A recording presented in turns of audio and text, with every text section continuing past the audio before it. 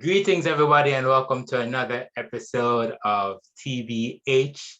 To be honest, we have with us this evening Mr. Alwayne Allen. Alwayne, welcome. I'm here, Alwayne, I haven't seen you in ready years. to When's the last jump time I've in. seen you? 2013-ish? Uh, yeah, probably about that time. I think the last graduation I went to at NCU was 2013, so that's probably it. Wow. So that's what's that? 8 years? 8 years. Crazy. Yeah. Crazy. Yeah. I was in when I had the conversation with Carl, episode was that 4.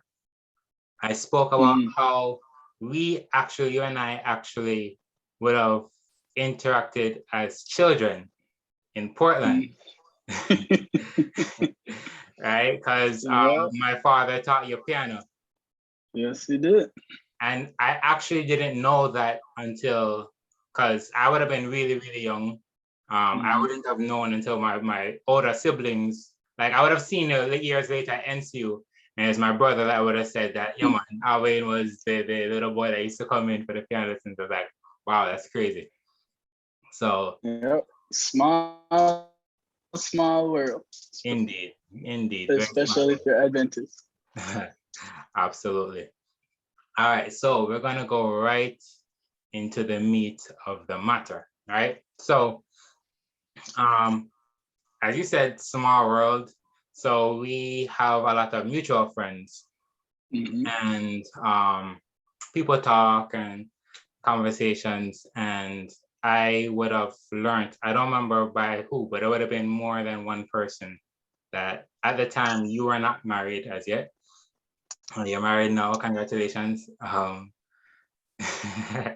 Yes, sir. But I would have learned that you were intentional about saving yourself for marriage, not having sex until marriage. Um, I believe we have dated a few of the same girls, or at least have spoken to um, here or there, right? Without calling any names, but and people talk, we have these conversations. And so I learned that. And it was always so just interesting because it's a refreshing, sad to say, it's a refreshing perspective that you don't really hear a lot, especially among males. So the first thing I want to know is what inspired that decision or that intention to save yourself for marriage? Yeah, so growing up in my family, I would say particularly on my mother's side, um, there was like infidelity in the family. Um, and I have a lot of uncles, and for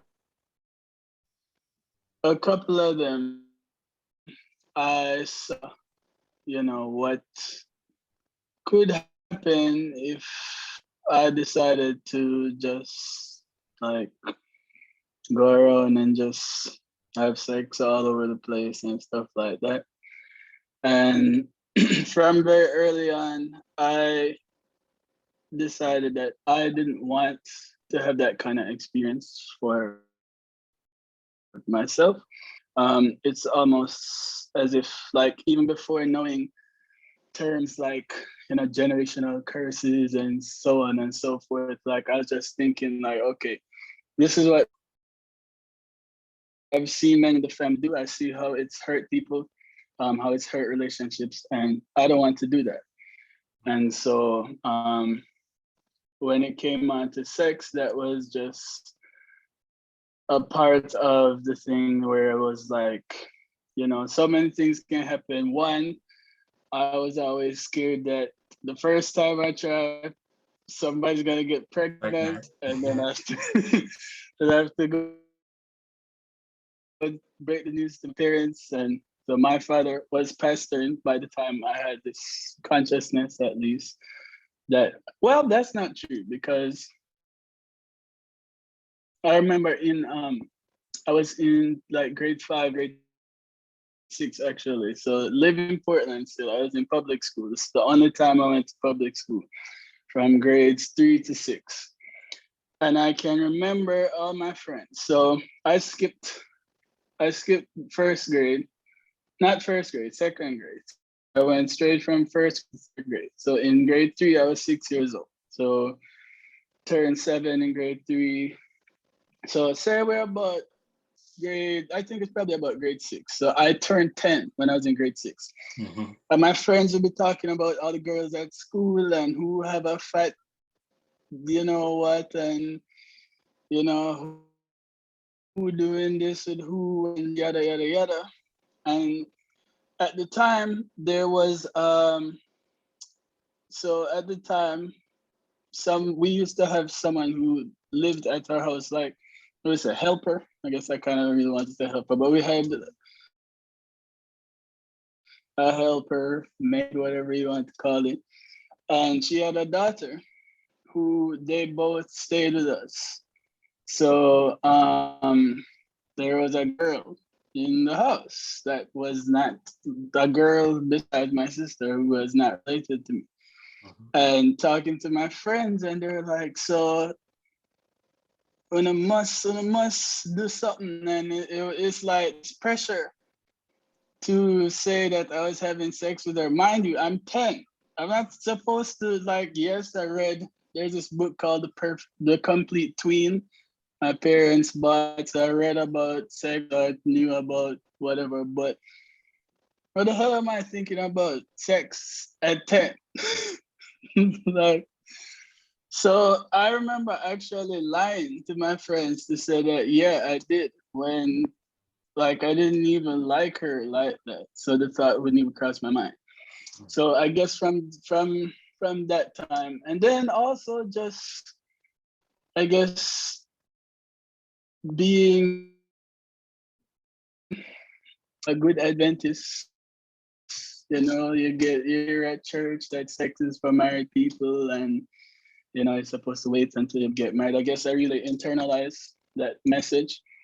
And I can't even remember having a conversation about sex with my parents, or like what they should do or what not to do. It's like I just knew, and I just thought that this is the path that I'm going to take. And so, yeah, but the biggest influence is definitely just seeing how sexual relationships impacted my family, and not wanting to cause that type for anybody. Mm-hmm. Mm-hmm. Well, for me personally, when I was, let's say, high school, it's crazy that was the kind of conversation that you're having at 10, grade 5, grade 6, that time. That wasn't really my experience. Maybe grade 6. But I remember high school, and right after high school, I was really serious about my relationship with God, I believe. And I also, at that time, my intention was not to have sex. Um, I liked Mhm. girls a lot. I always wanted to be, talking to girls, involved with girls. But there was just something about that line that I didn't want to cross. But I Mhm. noticed something. There was something about being a virgin that I was somewhat ashamed of. Like, Mhm. persons would ask, like, I have male friends that would ask, am I virgin? And I'd find some way to kind of evade the answering the question. Like, I wouldn't want to say Mhm. yes. I don't think I ever Mhm. flat out lied, but I'd find some way to try to evade it. It was something that I was somewhat ashamed of. And I found myself wanting Mhm. to have like one experience, right? To do it one Mhm. time so I can say, yeah, I've done it, and then just stop after that, right? That was always, Mhm. it's funny how it's a culture where virginity amongst males, probably females, but especially among males, is something that is like it's a negative, it's a bad thing, it's a bad word, Mm-hmm. right? So I'm curious to hear, like, what were some of the challenges, whether um, physically, whether like desires that Mm-hmm. you would have gone through, or even as it relates to friends, peers. Mm-hmm. Um, as it relates to peers, that was something that um it was respected actually by my peers for the most part. There would be some who would be like, "What I say, you need to Uh-huh. Uh-huh. you need to get it in wet and yeah, stuff like that." But I didn't really pay much attention to it because I knew where I stood. I was pretty resolute in that. So it wasn't hard, and then it's not something that I would just go around and be like, "Hey, I'm a virgin." Hey, like I Hey, wouldn't do anything Alwayne, like I'm a that. virgin. But it's not something that I was ashamed of either. But I would say that the older I got, it was harder. So like that same feeling of shame that you kind of talked about, like you're still virgin, like what you do with your life, and as I got older, that actually, instead of coming from other people, that actually the times when I felt some kind of shame, it was from myself. Like I would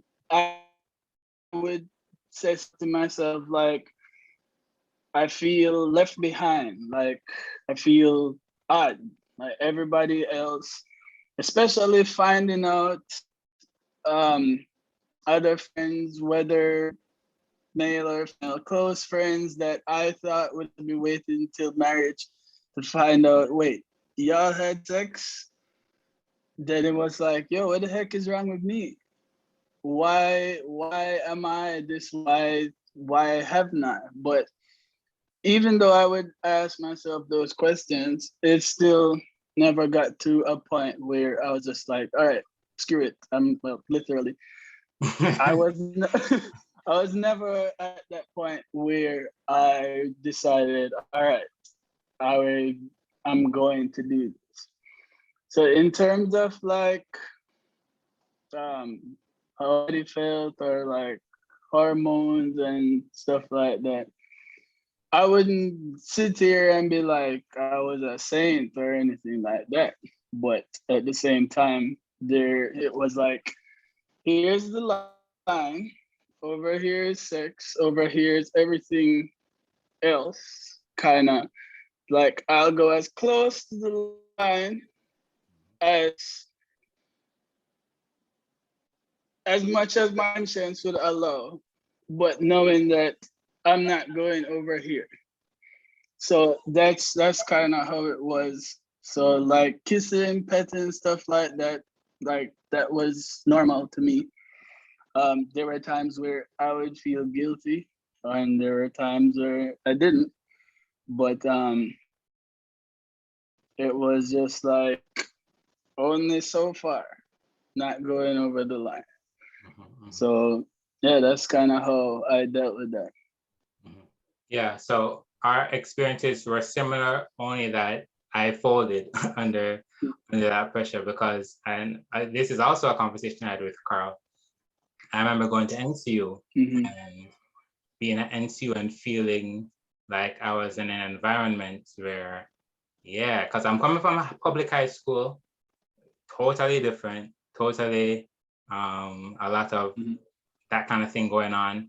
And then I felt like I was amongst peers who, share these same values. I Mm-hmm. did lose my virginity before, or my first semester or first year in college. And as I Mm-hmm. said, it was the case where it's like I wanted the one time, and then Mm-hmm. I'm holding it down. But then I recall now those persons that I used to look up to, I started to date one of them. And it's like she pulled the curtain and showed me like what was really going on at this Mm-hmm. college campus. and it made me want to be a part of that. And so I ashamed to say, I fell into that kind of lifestyle pretty deep in it. So I salute you definitely for, even though you had those feelings, you stuck true to what you desired. I want to know this though. Did it affect dating anybody? Was there any time when you're dating somebody and the female wants and you don't want, and did that create any problems? Was that ever an issue? No, not for the most part. In terms of my dating relationship, that was something that we're always on the same wavelength. There were times where the offer was there, like, do you want to try? And it's like,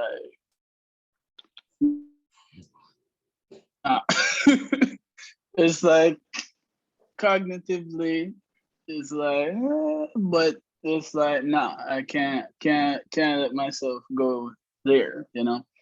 And not even outside of just dating, like I had friends who would say, yo, seriously, what are you doing? And like female friends would be like, if you want, we can do it. Like, no big deal, no strings attached, no. And it was, again, I guess I just that weirdo where it's just like, now, like, I think about it, but I was just in then as the years went on, it was like, all right, I made it this far already. I might as well just wait a couple more years. I must get married by then. So, but there are definitely times where I've come close, but still managed to not do it. Amen, amen. So tell me now. So you're now a married man. So what in your opinion have been the benefits of the decision that you made? So I guess one myth I guess we can debunk right now. A lot of people who decide, like, I think, and I was guilty of this as well, that the whole idea of virginity and both people being virgins and whatever, like, as a church, we kind of put that on a pedestal and glorify that. And I don't think that I'm better than anybody because I waited, or if somebody who didn't wait, I don't think that they're less than because they didn't wait. And I think that in the church, when it comes on to sex, like, people talk about it like this is for married people and da da da. Like, so this is the thing to look forward to. But sex, while it's important, it's not the main thing. Like, the main thing is the commitment, like the vows that you made to this person, whether it's in the good times or if it's in bad times. Because yes, it's good and enjoyable, but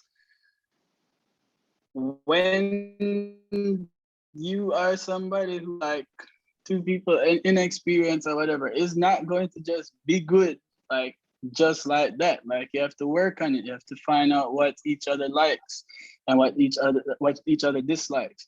If there's trauma involved, that's the next thing. Suppose somebody touched somebody inappropriately and there's, like, this trauma from that. So, like, that would be something that you're going to have to overcome as well.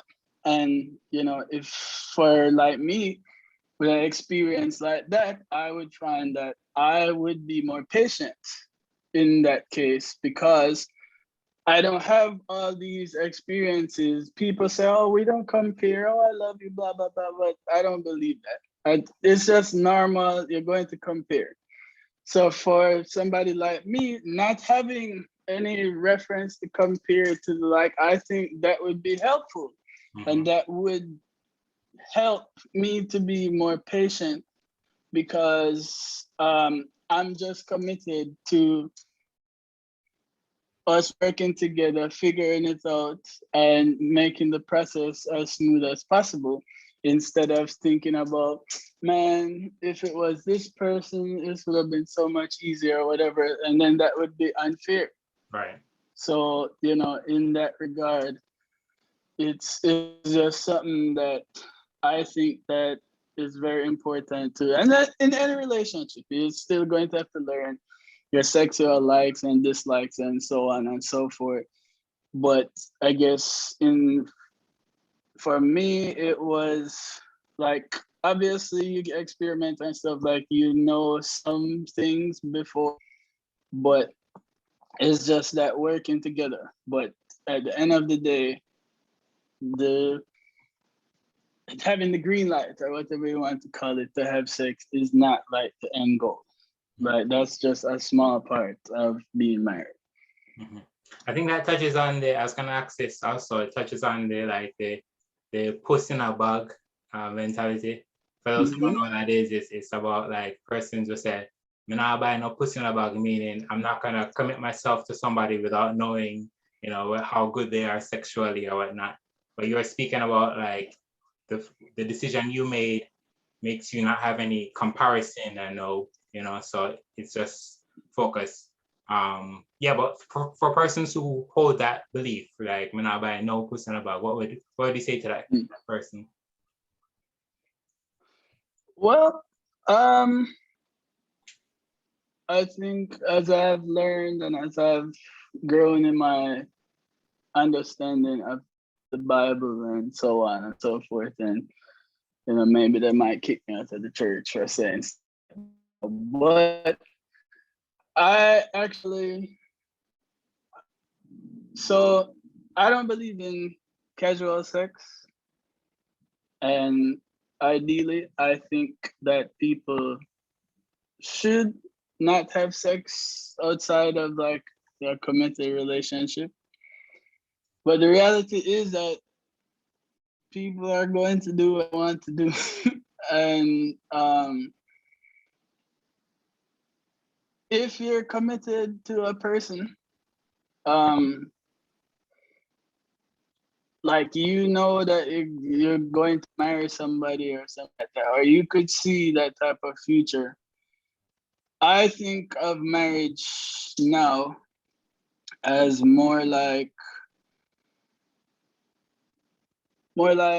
kind of it's like this legal aspect of things, in the sense that, like you're saying, before witnesses, before God, like, all right, this is the person. But I think that you can be committed. Like, you look in the Bible, they're never necessarily always a ceremony or something to say this person is married to this person. Like, this person took this person to be their wife, and that was it, you know? So you could look at it technically in that sense, but of course there's a lot of gray area in that. And so some people be like, well, I'm committed to this person, go ahead, do whatever, then it don't work out, then you commit to somebody else. But I mean, if you get divorced and get remarried or whatever, it's similar. So I still advise that, you know, you should be married or like on the way to being married. But people are going to do what they want to do. So, you know, I can only control myself. And so, you know, I know, I know that's a lot of my that's just older it. viewers would have been cheering you on the whole the whole conversation, And then and now, then now they're oh, like, wait a minute, what is he saying? But I always think about like marriage in the Bible and how it's described, and then marriage now and how it's described, and it's so mm, different. How it like in the Bible. I don't know how the details were, but it never seemed that you said like it's a ceremony. It was just like a decision. And then now it's different. mm-hmm, But I do believe that the principles have to be applied in the context. And so I do believe that in our context now, marriage is what it is. And so it's advisable. Of course, as you said, some persons won't choose to or whatever, but I think we should adhere to the reality of So, our context. Mhm. so just to go back to that a little bit, my wife and I were on a walk one time and we were having like great discussion on this. And we were talking about how in the Bible days, like a man couldn't just go and have sex with a woman and then just put her one side or whatever because she would be considered defiled. Nobody would want to marry her. Stuff like that, like her future would essentially be ruined if something like that happened. So the law was the way it was. So like if you go and lay with somebody, that's your wife because unfortunately at that time, like her worth, her value would be tied to her husband, to whatever children that she had. And so if a man lays with this woman, then now it's his responsibility to take care of her and so on and so forth. And so I think that in that context, the law was that way in order to protect women from being exploited. Because imagine, it was, I mean, yes, our society is still, what's the word, patriarchal, but it was even worse then. So just imagine how many women would be defiled and exploited if it was permissible for men to just. So I had to be that way. Now it's not like that anymore. But um, people, women and men have the freedom to choose to like, well, I like you, I want to be with you, versus like man takes wife, now you're my wife type of thing. So it's different. So like that's context that you also have to bear in mind that we're not living in that type of society anymore. Mhm. So a lot of people don't really think about stuff like that. I wouldn't really know. Yeah. Wow. All right. I have a couple more questions. When you Mm-hmm. were on your journey before marriage, how did you receive like encouragement from friends in what you're doing? Like what, if any, encouragement did you have from your peers that like, yeah, I respect what you're doing? Talk to me about that encouragement. Respecting what I'm doing in terms of what In terms exactly. of saving yourself until marriage. Was it all just you and your decision, or was there any encouragement you would have gotten from friends and peers? I mean, that like I said earlier, that's not something that I would just tell everyone anybody. Hmm. So friends, like my close friends who knew me from high school, they mentioned Carl, this Dwayne, like guys like that. When I said, I'm getting, they'd be like, so Alwayne, tell me the truth. You still not doing it?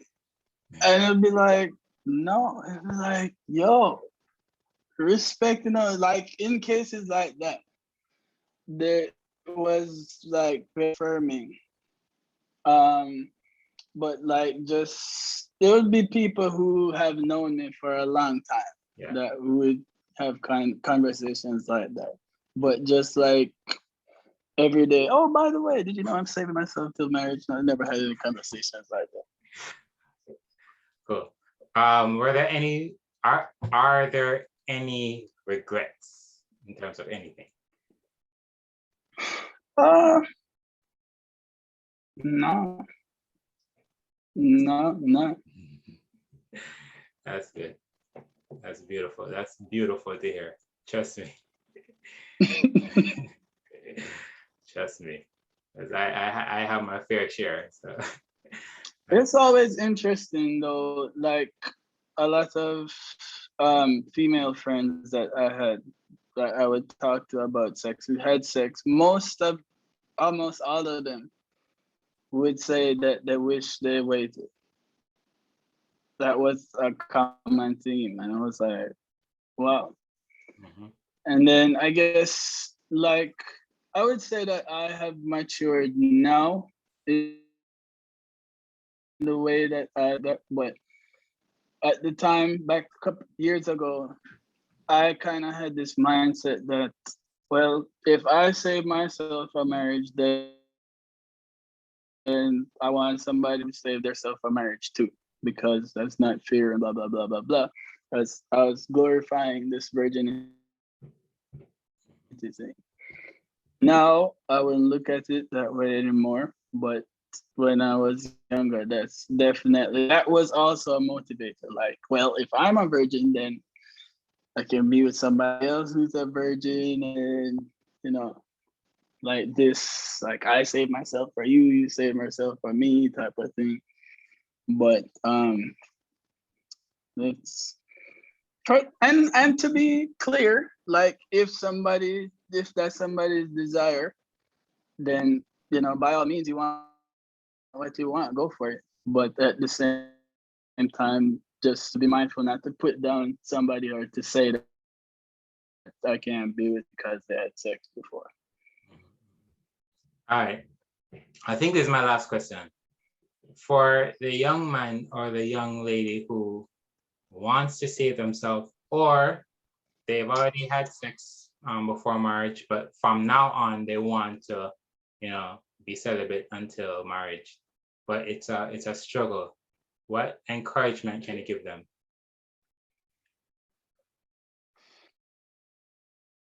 The biggest thing that I can say is that you have to just be gracious to yourself. God has already given you grace freely. So, like, no matter how many times you mess up, no matter how many times you fall, that forgiveness will never go away. Like, if you can mess up today, try again tomorrow. Like, it's always room for grace and forgiveness from God. Many times, the grace and the lack of grace and unforgiveness comes from ourselves. Like we beat up ourselves, boy, I'm the worst. And you're not gonna get anywhere with that. So that would be the biggest thing, to be kind to yourself. So if you are waiting, haven't had sex yet, you're waiting until you get married. Some days you might feel like, wow, I'm so weird. Why do I have to be the odd one out? Why didn't I, or why don't I just, and you're going to have those days. And it's not going to be easy. Some days will be easier than some, but just be kind to yourself.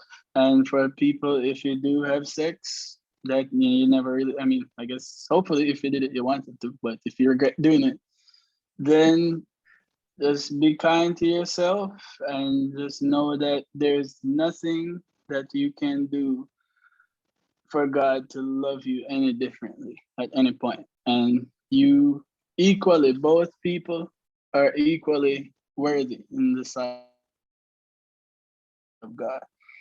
And so, well, mind you, I'm not saying to just go and just have sex all over the place, like knowing that you don't want to be with this person, whatever, and just be like, no big deal, God still loves me. Yes, God still loves you, but that's not license to just go sleep around all over.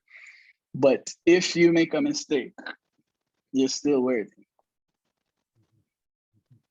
Yeah. Wow. Alwayne, talk to me. Where are you now? What are you doing? What's life like now? So I am in the Washington D.C. area.